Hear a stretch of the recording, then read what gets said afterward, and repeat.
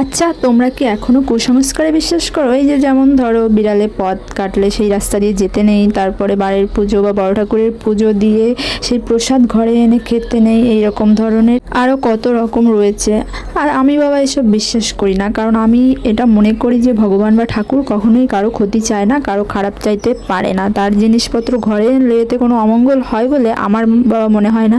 তোমাদের কি মতামত সেটা কমেন্ট করে তোমরা অবশ্যই জানাতে পারো। তোমাদের মতের সঙ্গে আমার মত মেলে, কজনের সঙ্গে মেলে আমিও সেটা দেখতে চাই একবার। তো আজকে অনেক জায়গায় পুজো হয়েছে, অনেকের বাড়িতে আশেপাশে অনেক জায়গায় পুজো হয়েছে। আমারও 2 জায়গায় ইনভাইট ছিল।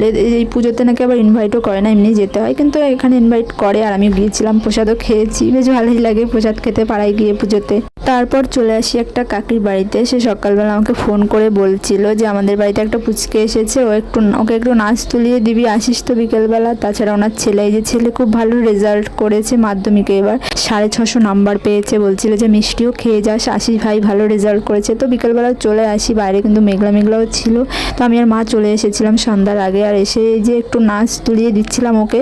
ও তো করলোই না, মাঝখান থেকে আমার মনটা ভালো হয়ে গেল, কারণ এটা আমার জীবনের সব থেকে একটা ভালো লাগার কাজ, যেটা স্বপ্ন ছিল কিন্তু আমি পূরণ করতে পারিনি। তো সেটাই আজকে একটু হয়ে গেছিলো প্র্যাকটিস ওর জন্য, তো মনটাও ভালো লাগছিলো। দেন বসেও ছিলাম, সবার সঙ্গে গল্প করছিলাম। তারপরে কাকে নিয়ে আসে মিষ্টিগুলো তো আমি খাই না, তারপরে আমার পছন্দের মিষ্টিটাও দিয়েছিল। তারপরে খেয়ে দিয়ে চলে আসি বাড়ির দিকের মতো। এখানেই দেখা হচ্ছে নেক্সট ভিডিওতে। Tata, by.